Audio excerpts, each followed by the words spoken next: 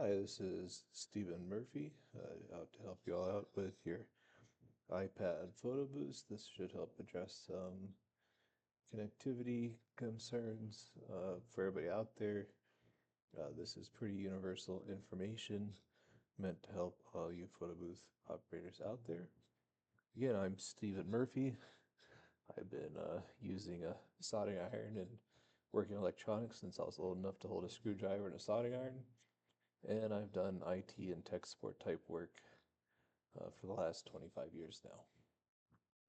We're going to start off going over power supplies for the iPads, talk about docks and hubs, wiring it all up, getting a Windows laptop set up as a print server and your Wi-Fi hotspot, what it would be to use a travel router, and a couple bonus tips at the end and scattered throughout. So starting off with power supplies, I'll switch over to my system here. Apple used to include power supplies with the iPads. These are great for charging the device, but not great if you're both charging and operating the device, especially while running apps like Photobooth apps that are going to use more power because the screen's going to stay on, the camera's going to be going, and it's going to have processing power going on behind the scenes. And then if your iPad is also running Wi-Fi and cellular or even just Wi-Fi, all of those things use more power and so take more power to get them powered. Hope that makes sense. For everything I'm saying today, you could always Google, research, do it yourself, or just trust me enough that what I'm saying makes sense, I hope, to you. So the highest end power adapter that Apple included was a 20-watt USB-C power adapter. Right here's a list of the devices it supported. Many of you are probably using one of these, but still noticing that even with a fully charged iPad, it is slowly losing charge. Again, that's because you have your screen brightness all the way up, the camera's going, and it's doing a lot of processing behind the scenes, where this is really meant to be like plug it in and let it charge with the screen off, and then be using the iPad for their normal use cases. From there, it goes down to an 18-watt, so a little less power, as you see. The devices got cut to non-pro models. Nope, I can't even read. Ignore that, but older generations, less power hungry, get down to the 12-watt, and that's more of the older iPads, and the 10-watt. All the way down to the 5, which is all for the earlier iPhones. So that's all your original power supplies from Apple. From there, you go and search like USB-C, that's the connector type. PD, that stands for power delivery, that's the current spec for communication between the power supply and the device. So the newer iPhones, Android phones, tablets, laptops, almost everything that takes USB-C made in the last 2 years is going to be using the PD power delivery standard. If you're trying to look up and find just a cheap power supply, you'd want to search USB-C, PD for the power supply, laptop power supply. Now, you're going to have a power supply that the newer iPad Pros could drop to 40 watts or 40 W. That's what you're looking for, is 40 watts or better for your iPads. But you're also going to be having a dock there. You might have a camera connected, a storage device, whatever other USB devices you might be plugging into your iPad. All of those things have additional power draw. I suggest a 45, 65, or 100 watt power supply meant for laptops, MacBooks, all of that. For delivering power to an iPad, you always have more watts, but you need to have the correct voltage and amperage there for the minimums, which you're going to get if you're buying the right thing by doing your research or watching a video like this. So I've done the search. Look, we could buy a 45 watt USB-C Chromebook laptop charger and $6. Do you really want to trust your $400 or more device to a $6 power supply? No. So make sure you're doing your research. And if you need to, make sure you select Prime, 5 stars and up, and I set by price low to high. And then you go through, see everything being presented to you, and look for something that has a high star rating with thousands of reviews. Okay, or go to a known brand that you like. Like I prefer Anker, however you want to pronounce it. This is a 67 watt, so that's definitely up above what we need. 3 ports, and it works for MacBook Pro, iPad, Galaxy, iPhone, and more. And it includes a cable.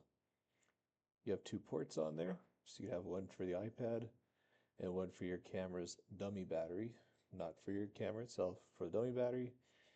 And it gives you the old USB-A port, so you could plug in a cell phone or something else to charge. And however you set this up, go in, get to the pictures,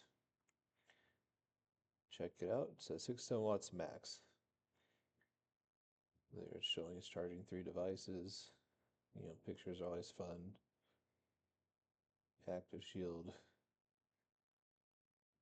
This tells you what the USB key that's included does. And the ports on there. And then if you scroll through, you could also see that what other people are saying for reviews. This is a breakout of if you have single port, what's available to each one. 2-port charging, you could do 49 watts on the top one and 18 on that. 45 and 22, 12 and 12. Or what happens if you have all 3? So you could have all 3 in use and still be delivering that, at least that 40 watts that a newer iPad Pro would need while using the other ports to power other devices.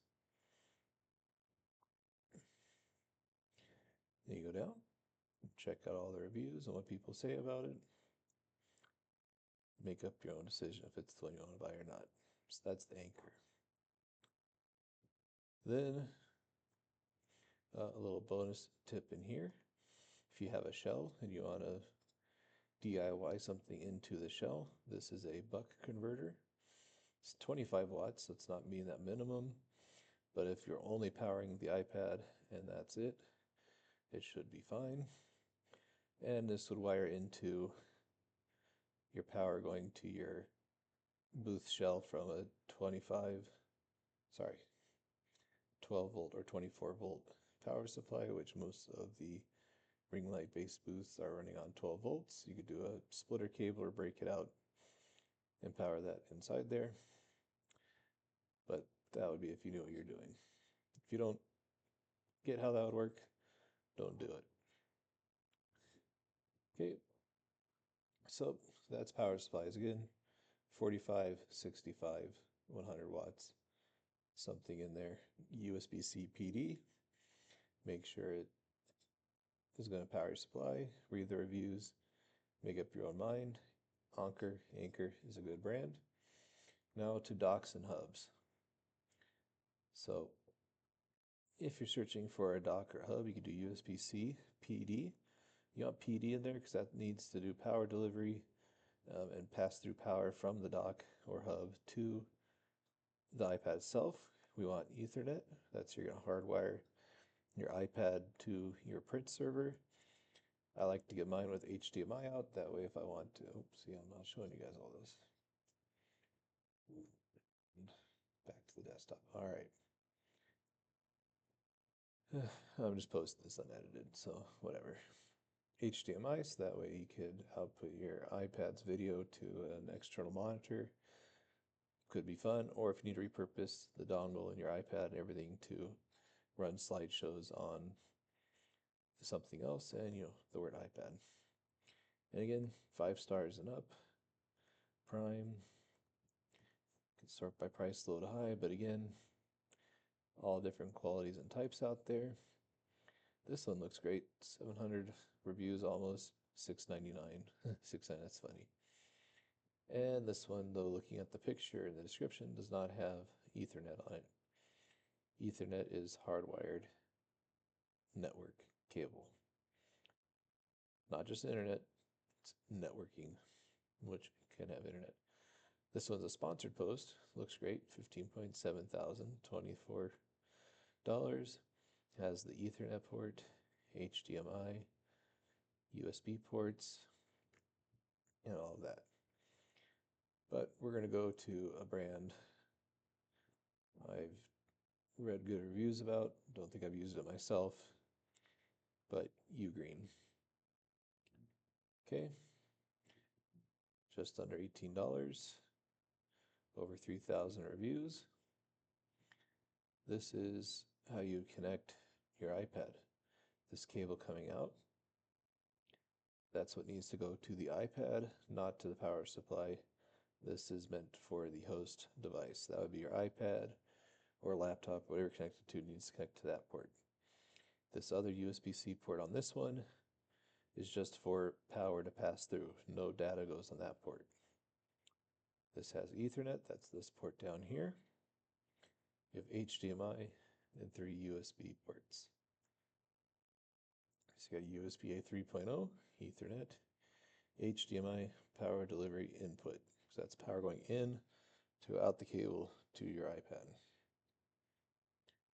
When you have 100 watts of power going in, after whatever draw of this, it's going to supply 85 watts to your device. So whatever's plugged in here is drawing some of that power, including the dock itself. This one has 1 gigabits per second Ethernet on it, as opposed to 10/100, or 2.5, or 5, or 10. The 10/100 is just fine. So if he's doing video out, you can connect a hard drive to it. It supports iPad, Windows, Mac OS, Chrome OS, and another picture of it. So again, when you connect this to your iPad, this is the connectivity part. This cable that's built into any of these that you buy, the cable that's built in, or if it has a little computer icon next to it and a separate cable, that needs to go to the iPad. Okay.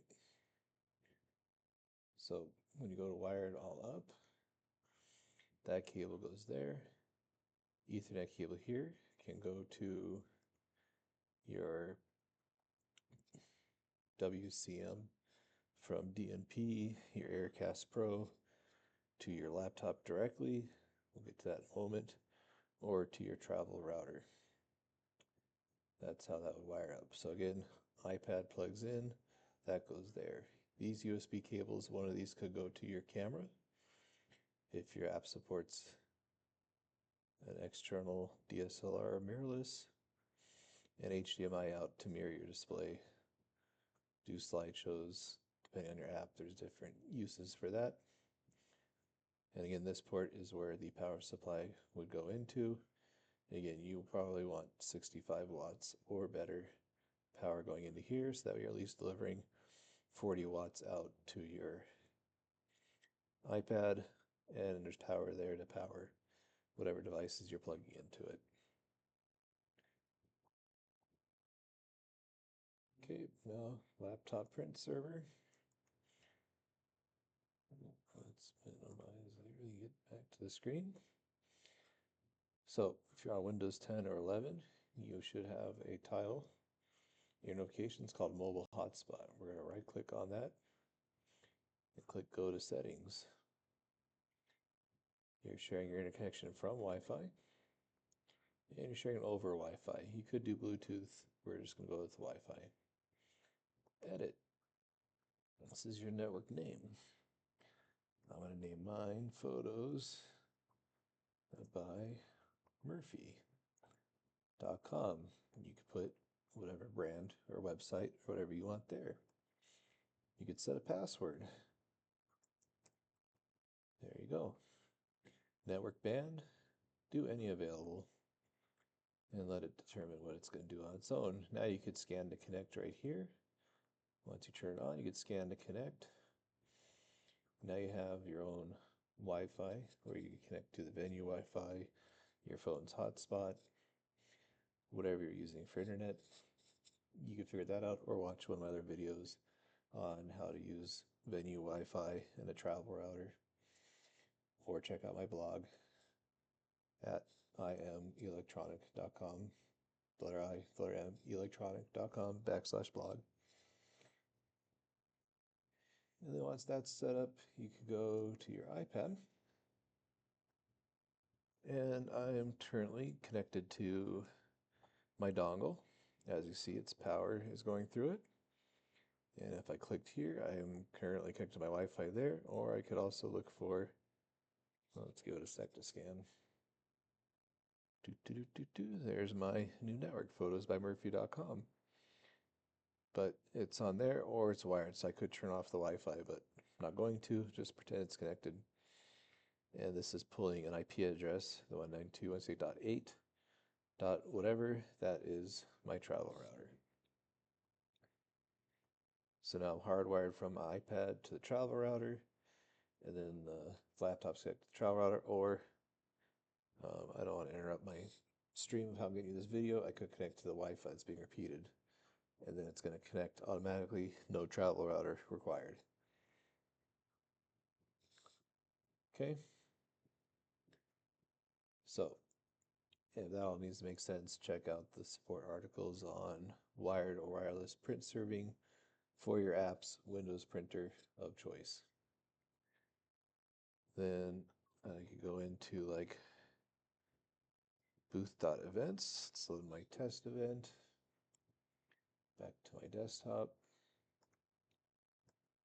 I don't have a printer connected, but there's the IP addresses are listed of this one, the 137, 192.168.137. That's the built-in hotspot sharing, and that's the wired network.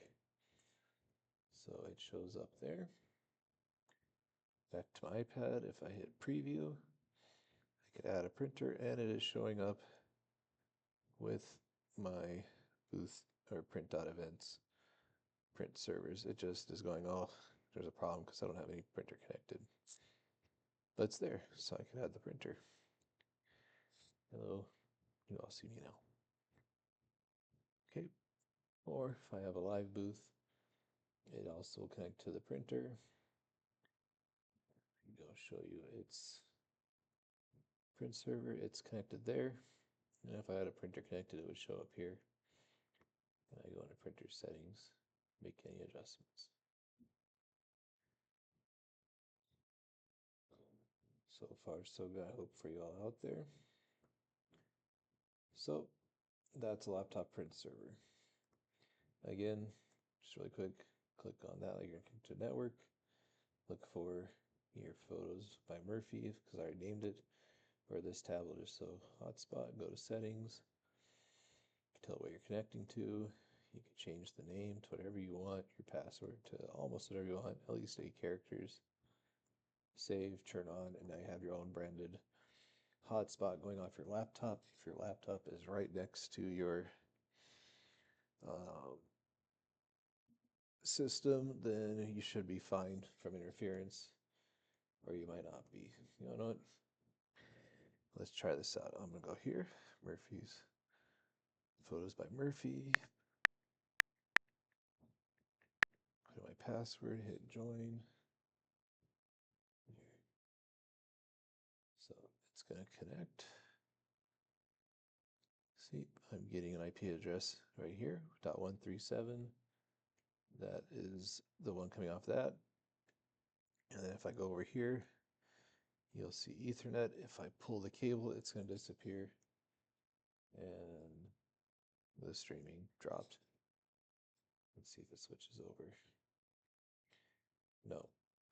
Well, anyhow, it's still connected. Still has Wi-Fi. It could still connect to the print servers. I'm going to wire it back up so you can see what's on my iPad screen if I need it. Anyhow. So that's how to do laptop print server. Now, if you're going to have a travel router, What I have is the GL iNet line.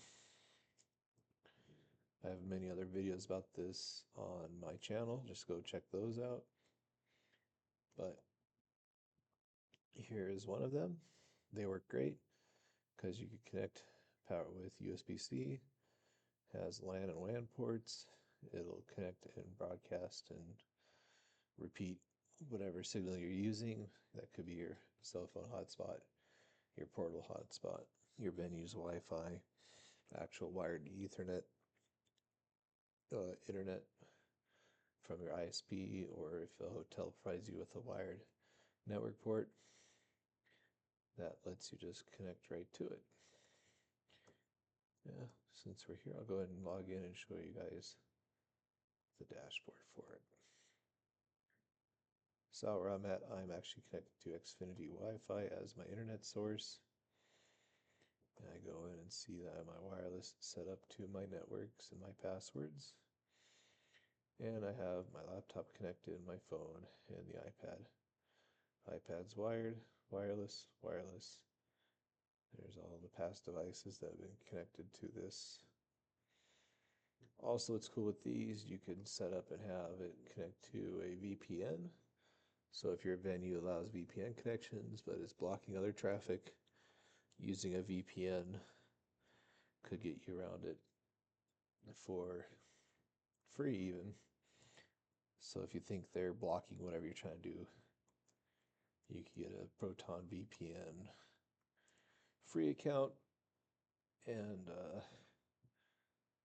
check that out to get around it. Again, it's a little more advanced. Plenty of support docs on their site. Okay. And then bonus tip. Oh, that was one of them. You can use a VPN to bypass blocking on venue Wi-Fi. There's also an app Connectify hotspot. It's cool because it has some advanced features to it that lets you do a little more control over what your laptop is doing. So instead of using the built-in hotspot off your laptop, you could use Connectify. And the main thing there, you get 3 licenses for 100. But the main thing after is this wired router boat. So it could take your Wi-Fi, make it into a wired connection. Meaning if your laptop has built-in Ethernet, you would go from the iPad to the dock or dongle to a network cable to your laptop. And that would still give the iPad internet access if your Wi-Fi or network, whatever you're connected to, has internet. But also it handles the IP address information behind the scenes automatically for getting your print server up and running. There are ways to manually do this. If you head to like print.events, especially if you're a booth.events user, they walk you through how to set it up. And setting up a Windows PC for that. Watch Tim's video there. It's excellent. He goes over how to manually set up IP addresses and all of that. You can use one of his mini PCs. You can use a laptop. I have a video up on how to set up a laptop to be a complete fresh install. And all of that. And then, yeah. So be sure to check out my other videos on how to do more things with this. Hope that helped. Let's go back to the iPad. And yeah, let's see. It's still gonna work if I disconnect that. No. Okay. One moment. Switching to a camera. There. Ooh, good party. Come on. You can do it.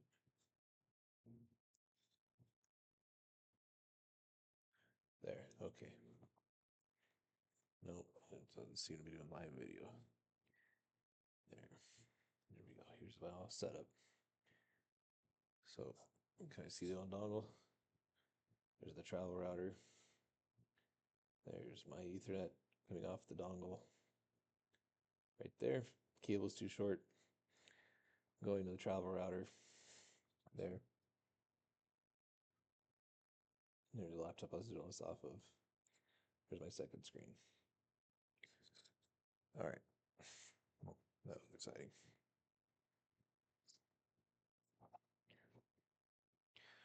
Well, hope you enjoyed listening to me rant. Bye.